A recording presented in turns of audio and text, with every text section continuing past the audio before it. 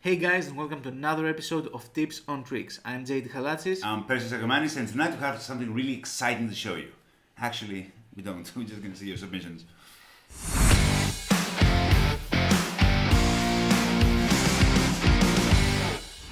So, let's take a look at the first submission for tonight, and it's from Nas Boyz. Yeah, so this is a very unique sandwich effect. I'll show you why in a second, but for now, can I have you just select a card? Okay. Finally, a spectator. Now what I'm going to have you do is just tell me when to stop. Stop. No? You shuffle that half, I'll shuffle this one. Okay, and then whenever you're satisfied, swap. Yeah.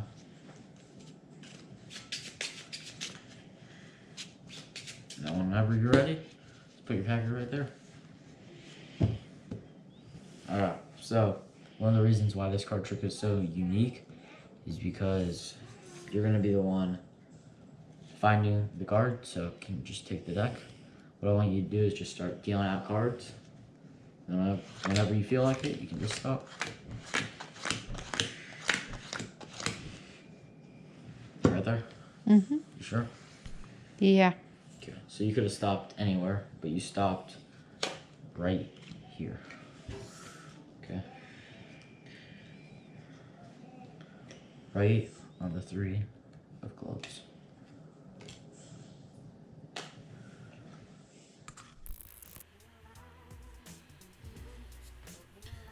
Nice. That was very nice. Thank you for your submission. First of all, you're very young, so congratulations on your level of magic because you did some very impressive slides. Yeah. We have some tips for you.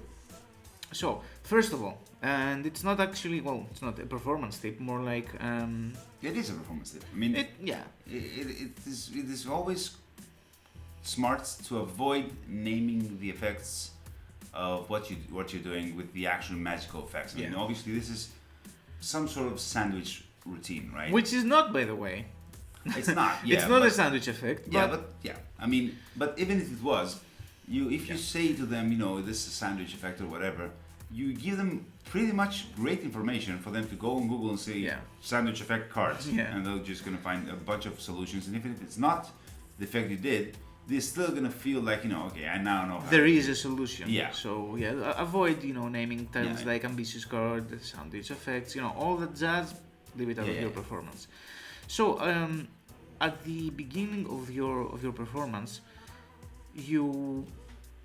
what I would personally do would be to control your card to the top and spread the cards on the table, because what you do is that you say,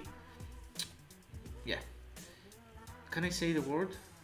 You want to see the card Yeah. and you go like this and then you cut the cards, which is a bit unnatural. While you could just take the card back from your spectator, control to the top with any means you like, and then just do a spread. Move your finger along the spread, tell me when to stop, and then separate the spread like this, because you have a Yeah. huge table, Yeah. and it doesn't make sense to go like, okay, say stop, something like that. You know what I mean? Yeah. I get that probably you did not want to control the card, But still, because laymen know a bit about key cards and stuff, when you look at the face of Yeah. the deck, their mind goes there, like, now he knows where Yeah. my card is, or now he knows my card, or whatever. Just avoid that. You kind of easily avoid that by, like JT said, control it to the top, spread the deck, make them stop you, whatever. Yeah. Keep the half that has the card, control it whatever you want. And it's a very pretty display as well, because you have the spread cards, they stop your finger wherever they want, you separate it. Yeah. It's And since you have that huge of a table, Yeah. you should use it. Yeah. also you do a move which controls your card to the bottom. Yeah. So at some point, the card is controlled at the bottom, and you flash it Yeah. by accident. But just I mean, that's a video, and that's where we were able to see. yeah. But yeah, In a real performance, they probably would, yeah. Just be mindful of what your angles are, when performing. Also, a bit later, you pick up the cards just to give them back to your spectator. Yeah. No. You both shuffle the halves. You give her she's shuffling the last half. She puts it in. She puts it on the table, and then you pick them up. You go like, now you're gonna deal them, and you just give it back. Yeah. I probably know why you did that. You can say it. Yeah, you don't want it because you have something on the bottom that you don't want to be misplaced because there's no pad or whatever in the table, and something might stick, and they can put it somewhere else, and you don't want to. Yeah. You can easily use the box as a stage whenever you're performing. Put it there because it's easy to pick up. That's it. Thank you, Alfred. Obviously. So another thing that kind of bothered me was that you deal the cards. No, that you hand the deck to your spectator to deal the cards, and then you take the cards back to deal the last card. And I get why you do it because it's a method thing. Which you did wonderfully, but yeah. with a little bit of noise. Yeah, we could hear it. But instead of having them deal the cards and then getting the whole deck back just to deal one card, you should deal all the cards yourself. That would make much more sense because you just deal, your move would fly by. Because if you just do this move, I did not see it, but it's much easier to spot it when it's not lost in regular deals. And it's more natural, to just deal cards yourself and, have them stop you or whatever, instead of them dealing and then say, oh, now I'll deal the last card. Because and again, if you didn't want to stop, I mean, if you want to be as free as possible, you can even ask them for a number. Say a number, and you go like, and you already know when to deal the last card, so you're like 1, 2, 3, 4, 5, 6, it goes out. It's much more natural because that last deal was. We get that you wanted to do it off your hands, but what else could you do to do it? Oh yeah, you could actually, if you want to be as far as off your hands as possible, you could switch the card. The last card they deal, you could do like under the deck switch or whatever, or a top change or whatever. Just make them do everything and switch it at the last moment. But again, I think what JT said is the best solution. Just deal the cards yourself. Make them stop you, or ask them for a number, and you're golden. Also, in the end, we were very not bothered, but we did not understand why you used the jokers in the beginning, because this is not a sandwich effect. And then it all made sense in the end when the card changed the back. But we saw that the card changed back the second time we watched the video. I mean, you did the effect, you put it between the jokers, and you said like it's the three of whatever. Then you throw it down, and we were like, why use the jokers? And then we saw it again, and JD goes, oh, the card changed color. So, we've said this before, draw attention to what you do, to your magic. Like, if you do a color change, make the spectators, aware that something changed, in front of them. And since you're using the jokers, it doesn't make sense to use the jokers to display the card. I mean, you can easily, as the card is dealt, and you have, for instance, the jokers here. You have the card, you show the card, and then you put it between the jokers, and it changes color. So the jokers will serve a purpose. It's not like just a tool to display the card, because that's unnecessary. You just display it. But if they are used for transformation or something else, which then again you could set up differently. Like the whole trick could be set up differently if you have. If you use them some sort of portal or chamber of transformation that changes that, you should use them more during the effect. But all in all, great submission. Very impressed with your skill for your age, because you seem quite young. I don't know if you're 20 and seem like young, but we're very impressed. Really so good. Thank you for your submission. Our next submission comes from Chul. Let's see what he made.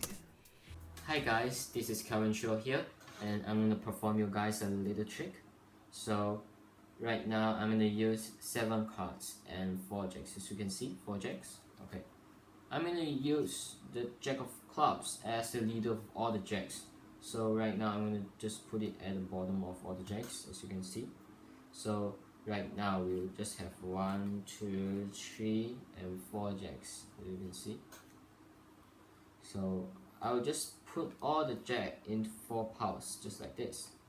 And I'm gonna use the 3 cards. Okay, the 3 cards like this. Okay, the 3 cards.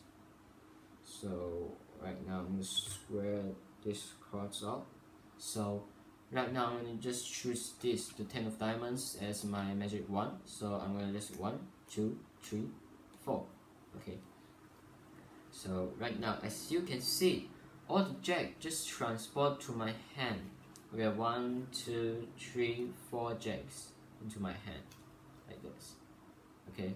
So right now I'm going to choose another random cards again. So I'll choose like this, the King of Clubs. Okay, the King of Clubs, and just 1, 2, 3, 4, like this.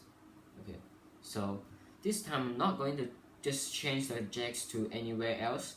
Instead, I change all the jacks into aces, just like this.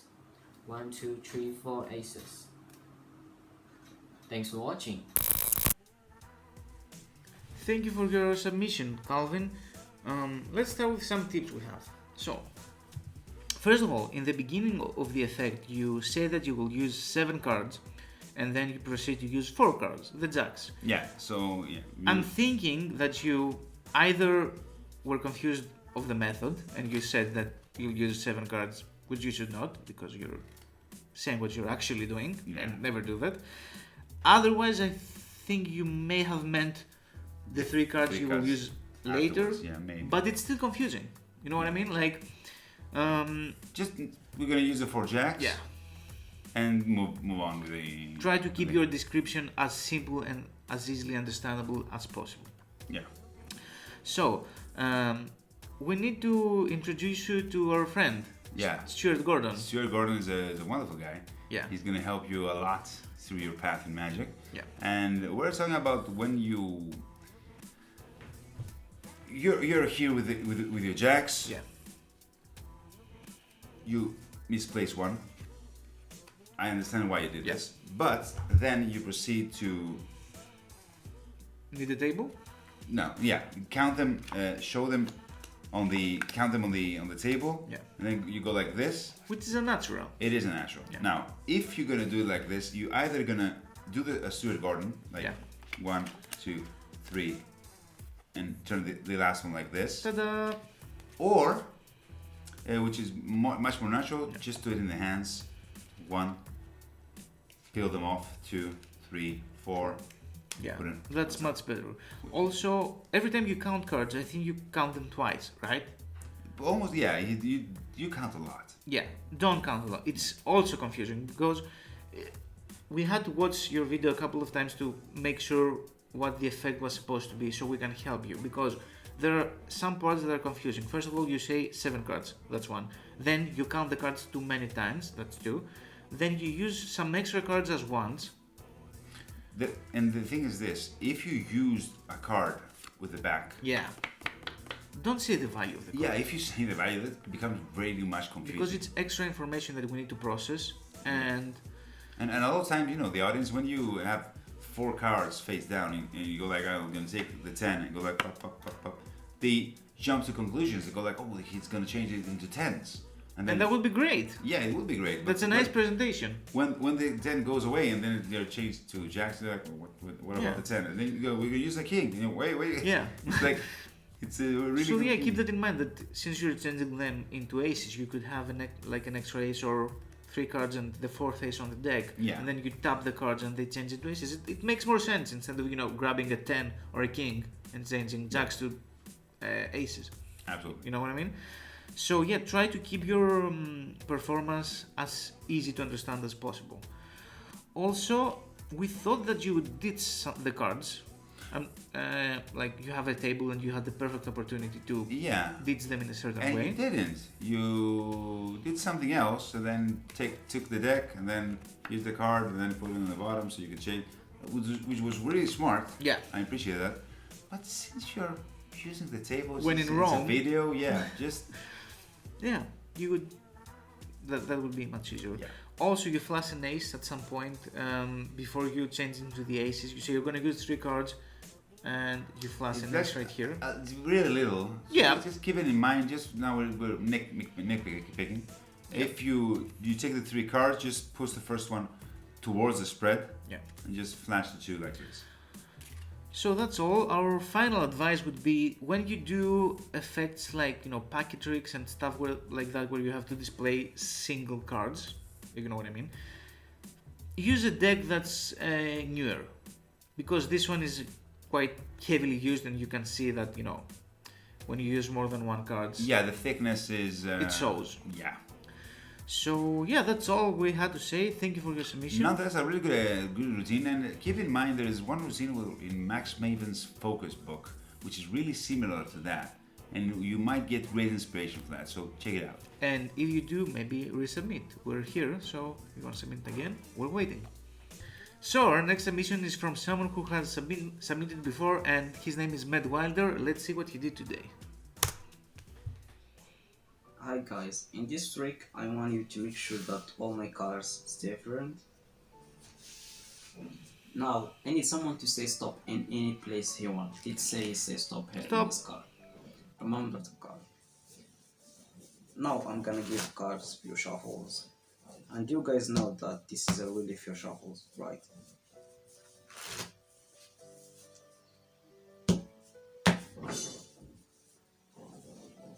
Imagine if I just take your card and turn it face up and I put it again in the deck.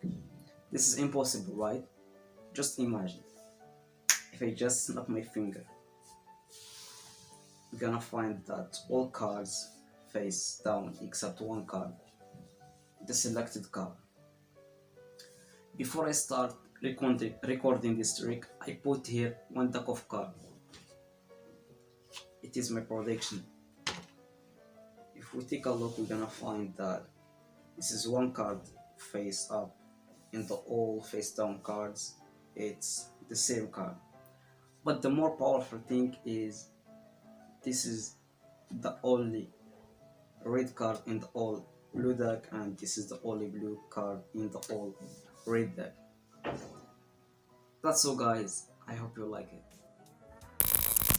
Thank you so much, Midwire, for that Thank you. submission. That was very nice. First of all, congratulations, you're speaking now, because in the previous video, remember, you had music and we told you to present your effect, and you did, and we're very happy, very proud of you. Congratulations. But now, but no, we don't have many things to say. Your technique was perfect. Yeah, we have nothing to discuss. Was.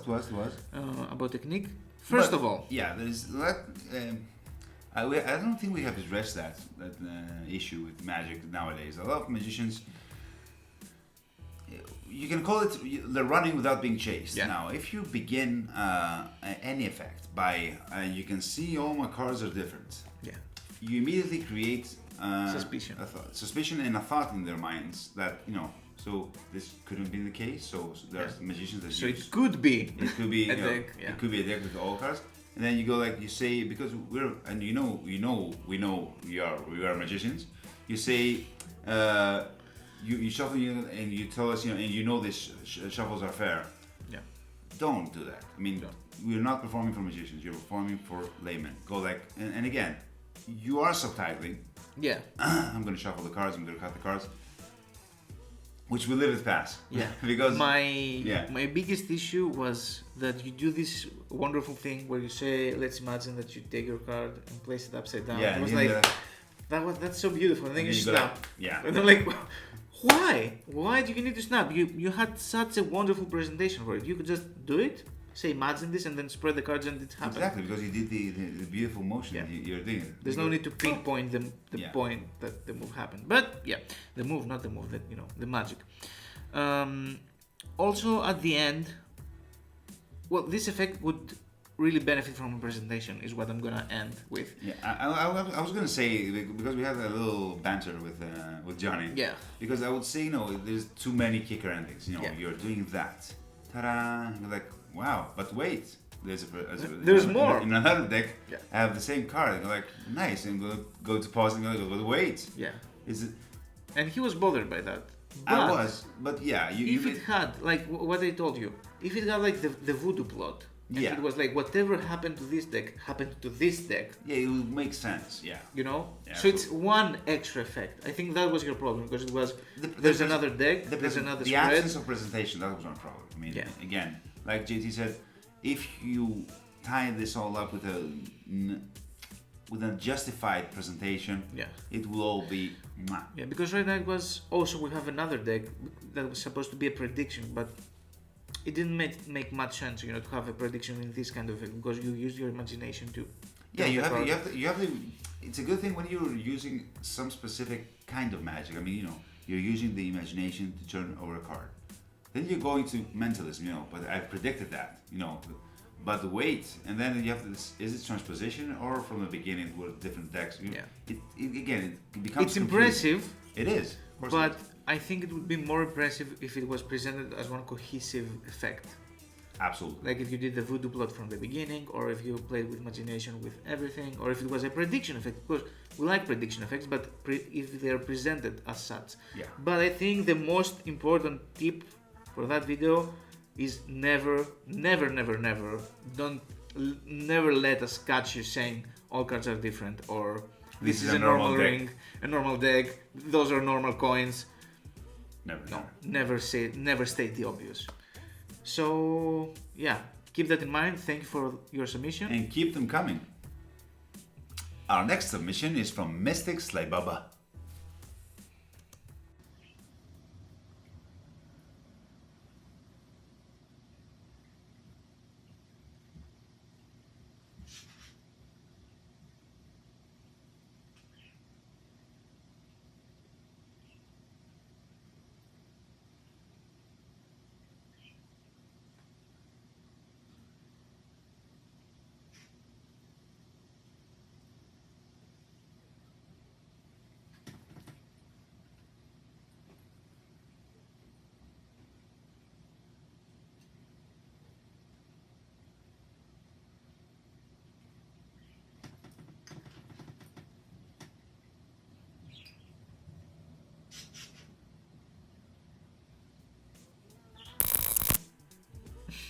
Okay, obviously, thank you so much for the submission. Thank you.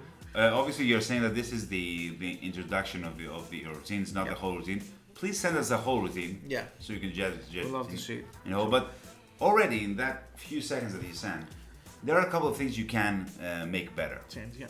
Before we start, isn't that the same set of caps and balls that you have? It is. This is a really old type of set, and it's one of the ones they used in India actually. And a lot of times they grab it from the top because they have this. I should have brought mine for the shoot. Yeah, never mind. Damn it. They grab it from the top just to show them empty. So it's really, you can find really good uses with them, with the traditional cups and balls handling. Okay, so it's a very small routine, and we really want to see, you know, how you've evolved this routine. But the only thing that was important to me is do not be surprised at your own effects. And you told me this, that in the second phase, where the ball is already vanished, but you did not control it. Yeah, it makes sense. It makes sense because it surprised you. Yeah, you go like this, you invisibly take it. Yeah. You put it to the other, and then you go like this. You get surprised. But you did. Yeah. You just took it. Yeah. Invisibly. I mean, if you did like this, put it in. It's gone, right here. Yeah. Then I'm gonna do it again. You go like this, and it's already vanished. Yeah. Then magic takes over. And it makes sense to be surprised because that's where you left it, and that's where the audience remembers you leaving it, and that's where we all saw it the last time. Yeah. So it's very clever to be surprised because you're like, oh shit, where it is? Because you know we've just seen you place it there. Yeah. But if you do, and then you're surprised that it worked, doesn't make sense. And also, I love the part that you rub the ball in your beard. I mean, if you're gonna use that, like as if something happens, you forgot yourself, you over rub it. That's why the magic goes over. You can use that. And generally, it was beautiful because you use a lot of your facial expressions, you know, to set the mood. And I loved it. I want to see more. So as your finished routine. Yeah. So this next submission is from Jack, one of our OG Discord members, and let's see what his submission looks like. I'm going to do you a card trick, but this trick isn't like every single other card trick you've seen, because I'm willing to bet that 99% of card tricks you've ever seen, the magician starts by taking the deck asking you to take a card from the pack face down. That's normal, because if you took a card from the pack face up, then the magician will be able to see which card you've taken, and when the magician finds the card again, that wouldn't be anywhere near as impressive as if the cards were face down. So to prove the point that my trick is not like every other trick you've ever seen, I'm going to ask you to take a card from the pack face up. So I'll be able to see the card, but we'll still try and do something completely impossible. So just say stop whenever you like, please. Here, the 7 of spades. Are you happy with the 7 of spades? We can change, I don't mind. Do you want to stick with the 7? Alright, we'll take the 7 of spades, we'll set it right down here. Now the 7 of spades is an interesting card. It's just like every other card, but it's still interesting because you're the one who took it. If we take the 7, I want you to watch here, because if we apply enough pressure, you see it sort of melts from my fingertips, completely gone. It's gone. It's not completely gone. It didn't travel too far. See, I said my trick was like no other trick. Even though I know you took the 7 of spades, I did something impossible with it. Because if we look at the deck, if I spread the deck out, all the cards are face down, but one card around about in the middle. The 7 of spades. That was beautiful. Thank you for your submission. Let's start from the end, because and I remembered. You have this beautiful presentation about all magic tricks being face down, up, and face you do up, it face yeah. up. Yeah. And then you had the perfect. You would have the perfect. Yeah. If you had your spread face up, and one card would be face down, and would be the selection. Yeah. And you have the extra, the extra suspense that. Yeah, an extra bit of magic. Yeah. But it's okay. Still wonderful submission. The only thing that really stood out to me was, may I? In the beginning, you say that all tricks start with you choosing a card, and they usually do it face down because they blah blah blah, but we're gonna do it face up, and you spread the cards like this, and then you're like, okay, sit, stop, gonna be black, and it doesn't make sense. Yeah. Because you conditioned us that you're gonna do a spread. Yeah. So my advice would be either start with magician always deal cards, or have selections face down, and call stop, etc., and have them face down, and then say we're gonna do it face up and do the same method. Because if you spread the cards, I expected you would say, like if I was there with you, I'd expect you to go, so just select one, because you've conditioned me that I'm gonna select the card with a spread. Absolutely. So either change your method, like I don't know how you could do it. You can be done classically. It could be done classically. Yeah. Otherwise, just say that, do it with another method. Yeah. So you want to say that it was a bit confusing about what's interesting and what's not? What? What's interesting and what's not, because he says that it's interesting that it's face up and face down, and then the 7 is the interesting card, but it's not. Yeah. That's exactly. No, I remember. Your words should matter, and at some point you can see yourself going like, because you're thinking of what to say next. This again, I know I sound like a broken record, but when you're scripting something and you have a specific theme, write it down. Write it down, because you will eliminate a lot of unnecessary words. So what is interesting or not is you should be very clear. I mean, you begin by taking the 7. It's not that interesting, but it is interesting. But it's not. But because you chose it, it was really confusing. Is it interesting? An interesting card, or is not? It's better to use the thing you tried to use. I mean, that the selection makes it interesting. Yeah. From much more clearly in your sentence, like you go like, you select the card, was a 7 of spades, a non-interesting card by itself, but it is interesting because you chose it. Now it has a really special connection with you. That makes much more sense. I would choose. I mean, I would say that I love the thing that every magician starts with the cards face down. I'm gonna do it face up, and I think that should be your interesting part, because you have the perfect ending where you could end with the cards face up again. So I think you should create a script around that every effect happens with the cards face down. You do it upside down. That's a very interesting premise. You're right. I mean, and I was talking about if you want to make the card interesting for some way. What JT says, and I completely agree, is since you're talking about face down, face up, and what magic is supposed to be, and we're going to do it differently, again, that should be the interesting part. Yeah, because it is interesting. Like when the moment the video started, we were like, you know what? Every magician does it face down. I'm going to do it face up. I was like, that's an interesting thing to, you know, it grabs It's the spectator into your performance. So work on it because we love this idea, and yeah, can't wait to see more from you. Thanks. It's time to announce this week's winner, and we have to admit we were a bit torn this week, right? Yes. We have to do an honorable mention to Nas Boyz. Yeah. The Nas Boyz, you are too young to do such difficult slides, and the structure of the routine was really clever and stuff. But we feel you have a lot of room for improvement. Yeah, right? we were very impressed with your technique and your presentation and everything, but we want to see more submissions out of you. We're expecting to see more videos. Yes, You're absolutely. clearly a very good magician, but we want to see you improve. Exactly. So we're waiting for your next video. But as for this week, This week's winner is none other than Jack, with his face up, face down, face up, face down it was routine. very interesting. The whole premise was beautiful. But again, correct those mistakes, Jack. You get to have $25 gift certificate to spend on our website, illusionist.com. And don't forget to use our code DARKROOM in order to get 10% off the whole deal. So that's it for this week's episode. Thank you for submitting your magic, and as you saw that we have a lot of people submitting videos again who have submitted in the past, and it's a beautiful thing for us to see that you listen to our advice and improve on some stuff and then you resubmit. So this is a very nice way to evolve. That's exactly why we do this. It's a dialogue. You show us something, we give you a few tips, you show us something new that's evolving. That's the way we both evolve through that, because us see your stuff. Again, you're taking ideas, we're taking inspiration by the way you guys are thinking. So that's it for this week. Thank you so much, and we'll see you next Wednesday. Week. Ooh, not Wednesday, it's Friday. Next Friday.